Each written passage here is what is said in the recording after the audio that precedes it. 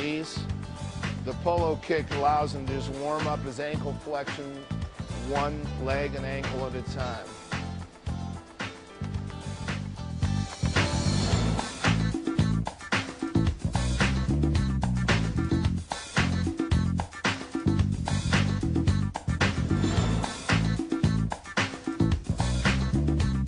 Breaststroke has always been deemed a feel stroke.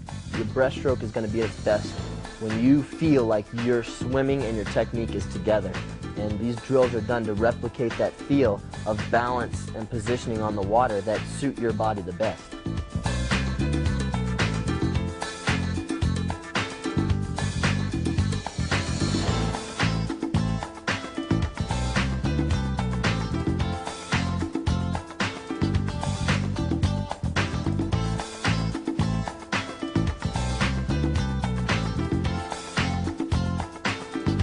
Again, there's a variation. The pull buoy keeping the knees somewhat closer. Like to get the kicks completely underwater so you feel the recovery through the finish of the kick.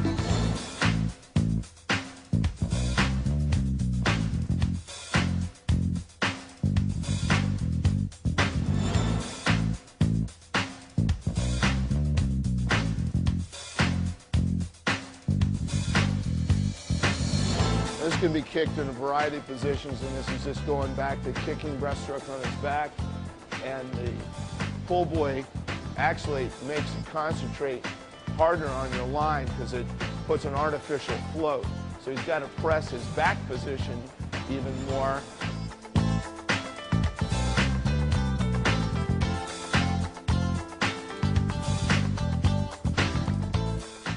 To take the next step with your line, the first process is going to be through your arms. And what we're going to visualize here is an anchoring effect that comes through swimming with a tight core and arms that anchor in a position where you move your body over that anchor.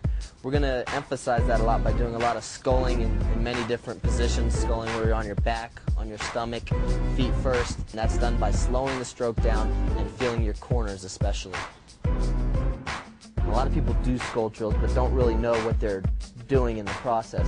What we're trying to maintain here is a recognition of where your hands are in the water and where they would be during your stroke. So we'll do a lot of sculling with your feet forward, your feet behind you, positions that you wouldn't normally recognize where your hands would be, but it's an awareness of the width of your pull and the strength of your anchor. So when you would go to swim after that, it would easily make it more recognizable what quadrant of the water your hands need to be in location of your body.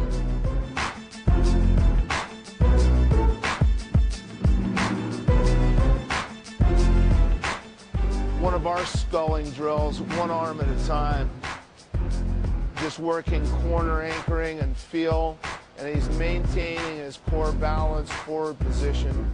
So he has to balance to get a great feel for it.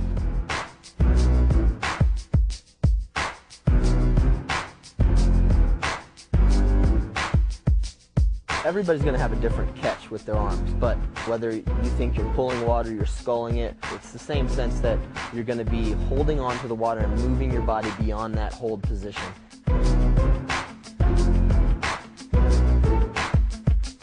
There's certain drills that before a breaststroke set that I'll want to warm up with and get my ankles and knees involved so that when I am ready to go, it almost feels like I have a motor behind me that's directly perpendicular to my swimming line, that everything I'm doing with my kick relates to forward speed. Some of these drills are going to be wall kick, and what that does is allows extra pressure to be put against my ankles to force them in their flex position.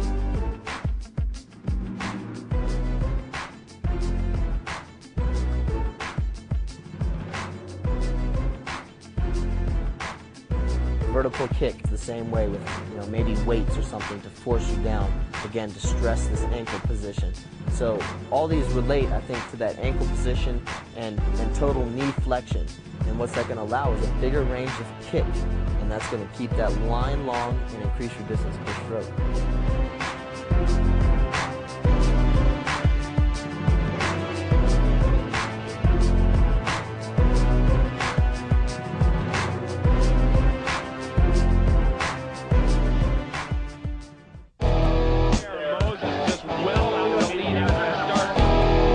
There's one philosophy, and that's the fastest and furthest.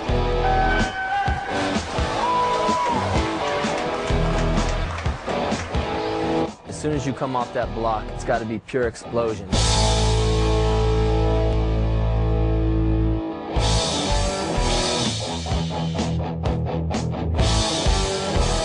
We're going to get in that long line. We're going to have a powerful pull out,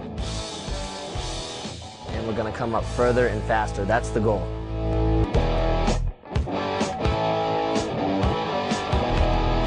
I think the start is pretty individualized. I think you have to feel comfortable up there. First things first, you got to feel like you belong up there.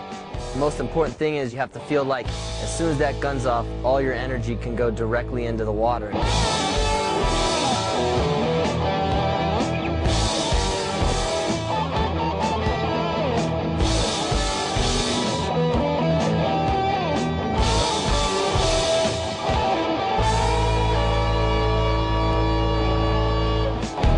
Turn. He's always so tight off his turns. The technique of the turn is to reach the ultimate point, which is to get on the wall and off the wall the fastest. And that, to me, is done by coming in on a full stroke, touching with both hands, immediately dropping one elbow and driving the knees up to the wall. And after that's done, a perfect turn can be executed with a strong push-off and a long line. And again, we're talking about that long line. The least amount of resistance is going to get you further on every pull-out. To emphasize the amount of time spent in these positions is a huge part of the race, and a lot of people don't realize that. I'll work my pull-outs and turns to the point where I can come up within half a yard in about 0.1 or 0.2 of a second. That's a repetition that I practice, so when the race comes along, I can simulate this in an easy manner. Just eliminating 0.1 or 0.2 off your turn is going to get you a faster time. That's something without even work that you're going to have to do. It's easy time that you should emphasize perfection on the walls.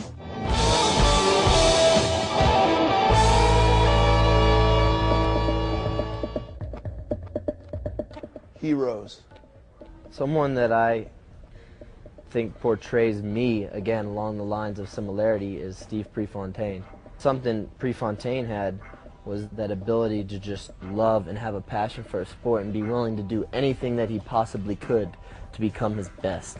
He ate, breathed, everything was around his running, you know, and he was always trying to find a way to be better.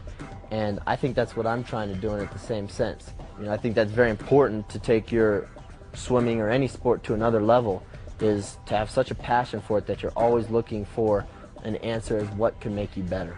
What is it that was so unique or so instinctual about your racing technique that you now emphasize and bring to practice on a routine basis? Like we said, I had to take that race stroke that I had developed and that I had a natural ability when competition was on the line, and I had to pursue that